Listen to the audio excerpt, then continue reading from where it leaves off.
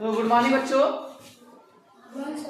आज के क्लास में हम लोग जो है क्लास 10th का फर्स्ट चैप्टर जो साइंस का है रासायनिक अभिक्रिया एवं समीकरण, रासायनिक अभिक्रिया एवं समीकरण, यानी कि रासायनिक अभिक्रिया क्या होता है और समीकरण क्या होता है, इसको बहुत ही बेहतरीन तरीके से हम लोग सीखेंगे, जानेंगे।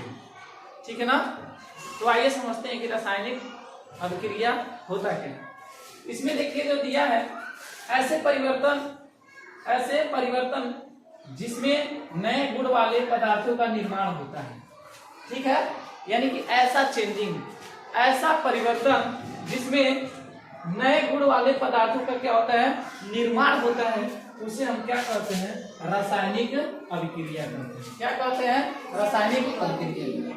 जैसे देखिए, अगर मैं बात करूं, हाइड्रोजन होता है, जब हाइड्रोजन ऑक्सीजन से जब क्रिया करता है तो क्या बन जाता है, H2O बन जाता है। क्या बन जाता है, H2O। तो देखिए यहाँ पे परिवर्तन क्या होगा, यानी कि ये दोनों क्या अलग अलग पदार्थ हैं और इन दोनों से क्या हो गया, एक नए पदार्थ का, एक नए गुण वाले पदार्थों का क्या हो गया, निर्माण। अब जो है हम लोग समझते हैं कि अभिकारक क्या होता है। ऐसे पदार्थ जो किसी रासायनिक अभिक्रिया में हिस्सा लेते हैं उन्हें हम अभिकारक कहते हैं। अभिकारक यानी कि जो किसी रासायनिक अभिक्रिया में पार्टिसिपेट करते हैं, यानी कि भाग लेते हैं। जैसे अगर हम बात करें H, 2H और 2Cl की बात करें, ये दोनों मिलकर बनते हैं HCl बनते हैं। क्या बनते हैं, HCl। यहाँ पे जो हाइड्रोजन है और यहाँ पे जो क्लोरीन है, ये दोनों किसका काम कर रहे हैं, ये दोनों क्या काम कर रहे हैं, इसे हम कहते हैं अभिकारक। क्या कहते हैं, अभिकारक।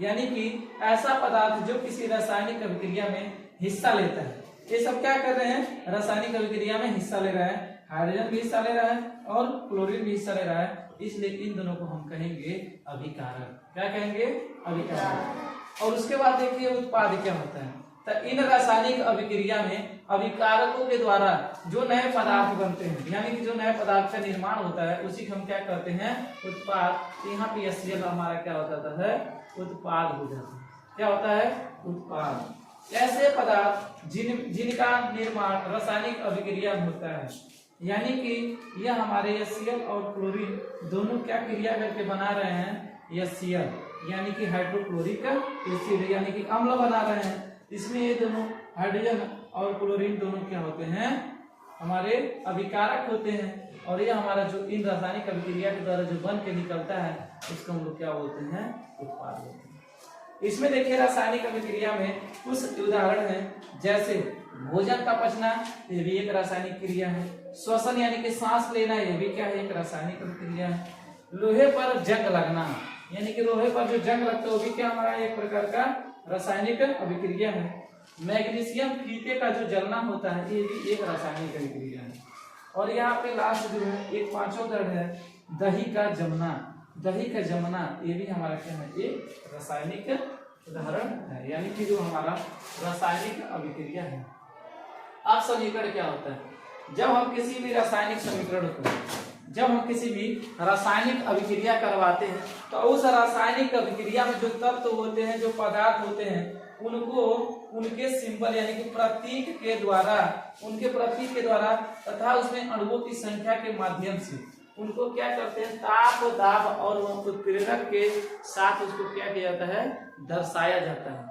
उसे हम क्या कहते हैं, रासायनिक समीकरण कहते हैं। जैसे देखिए यहाँ पे 2 हाइड्रोजन है, तो हाइड्रोजन कितने हैं, हाइड्रोजन की संख्या क्या है, 2 है। ये तो हाइड्रोजन के क्या है, यह प्रतीक है, यह सूत्र है हम कहे तो, और एक क्लोरीन क्या है, एक हमारा प्रतीक है। तो इन सबको क्या किया जा रहा है, दिखाया जा रहा है, शो किया जा रहा है, इसलिए इसे हम क्या कहते हैं, ये हमारा क्या होता है, टोटल एक रासायनिक समीकरण। यह होता है हमारा रासायनिक अभिक्रिया और रासायनिक समीकरण। ठीक है ना। तो आज के लिए बस इतना है, और आगे नेक्स्ट क्लास में